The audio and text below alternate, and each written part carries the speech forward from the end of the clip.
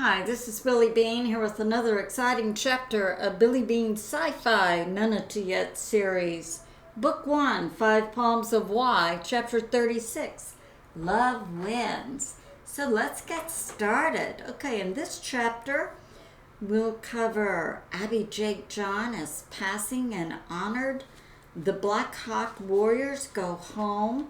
General Nakobe and Shadow Leader Anichi and the crew of the Victory also, and the rescued males also can return to Nunatayet. And Cowboy Captain J-Mac and Cowboy Anna Peach and their resolution toward marriage or not marriage. Okay, so a summary of what happened in the last chapter. Abby Jake John, that was named Abby Jake John, goes home. And what happened was the Black Hawk Warriors took Abby Jake John to the Nunatayet mothership Victory that was located in space away from the Soul Eaters' Black Planet Moon, where General Nakobe and Shadow Leader Anichi and military and non-military people had rescued males who had been kidnapped by the female soul eaters some time ago. So the Victory ship had been taken over by alien mechanical particles, and an AI dad who was a bio AI from Nunatayet's system was also trapped on the Victory, as was the Victory bio AI self, also trapped by the alien mechanical particles that had been created from another planet by the fire dragons. And recently General Nakobe and Shadow Leader Anichi had captured one of their ships, so they had that. So if the alien mechanical particles could succeed in fully infiltrating the Victory's bio-consciousness and the consciousness of the bio-AI dad from Nunatayet's AI system, they could then flow into the AI system on the planet and take that over and devastate the people and the living life that was on the planet. So Abby Jake John, who a retired AI engineer, had been in contact with the AI dad, and they had worked out a code, but it required that Abby Jake John go on board the Victory to physically upload it.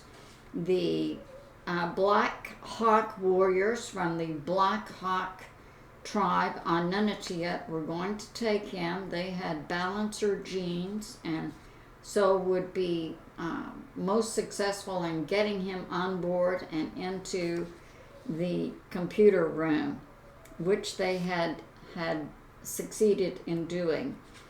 And at the end of the last chapter, Abby Jake John had uploaded the software, but his whole body had been covered with the alien mechanical particles, and he had actually passed over and went to heaven and could cross over the river J and be with his family and friends. Okay, so that had happened. And so now we see the culmination of all of those activities. And so the alien mechanical particles that were on the Victory ship had been cleaned up by the clean bots, put outside the ship by the garbage bots. And the Victory tried to revive Abby Jake John, but he could not be revived. And because he was on his returning trip, he was not a candidate for regen. And the AI dad goes home to his AI construct, Dreamville. And the Black Hawk Warriors take the body of Abby Jake John to the shuttle. Okay, Abby Jake John had been, yes, taken outside the ship. His soul and spirit had been returned to heaven to his creator God Y, and his wife and all other family members and millions of beings and humans and across time and space to whom he was related by blood. Okay. Now, so we begin our story in this chapter. Abijah John's body was shrouded and encased in a memorial shuttle, which would be sent to his tribe as soon as the Victory entered the atmosphere of Nunatayet. His tribe had been informed of his passing and details of his heroic activity, saving the Victory, the crew, and ultimately his tribe and the planet of Nunatayet. So now we have General Nakobe and Shadow Leader Anichi looking forward to being united with their families. They knew their work was not over yet. They had to stamp out the source of these alien mechanical particles and deal with the ship and crew of the fire dragons they had captured, who had designed the alien mechanical particles. They needed to interrogate them and back engineer that. And it must be dealt with by Nunatayet's military and Nunatayet's shadows. Captain J-Mac, dressed in his old Earth cowboy style, Stetson boots and shiny revolver, and looked himself over in the mirror. He thought, I am 47 years old and never married, never even tempted to be married, and now I am stuck. I want to marry Anna Peach. In another area of the Victory ship on the way home, Anna Peach, also a cowboy, dressed in her Stetson boots and shiny revolver. Anna Peach, 2 years ago, when she and Captain J-Mac became committed to a monogamous relationship and became lovers, she had her friend Janice draw up a relationship contract. Anna Peach owned everything Captain J-Mac currently owned and everything he would own in the future. Janice believed in giving her clients every penny's value for the credits they put into her credit account. Captain J-Mac had recently proposed marriage and his desire to father children with her as their mother.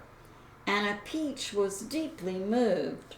Her heart had been broken years before, and so she had given up the dream of marriage and children. She wished to go home now and consult with her mother and her sisters.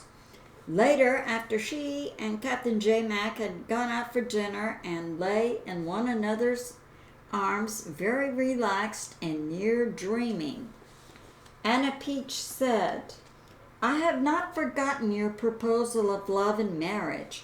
I wish to visit my mother and sisters for advice. Captain J-Mac, being a practical, astute thinker, smiled because he knew once Anna Peach let it be known to her mother and sisters of his proposal and his desire to have children, that they would persuade Anna Peach to say yes. They would be seeing new children in the future, and their love would flow over Anna Peach.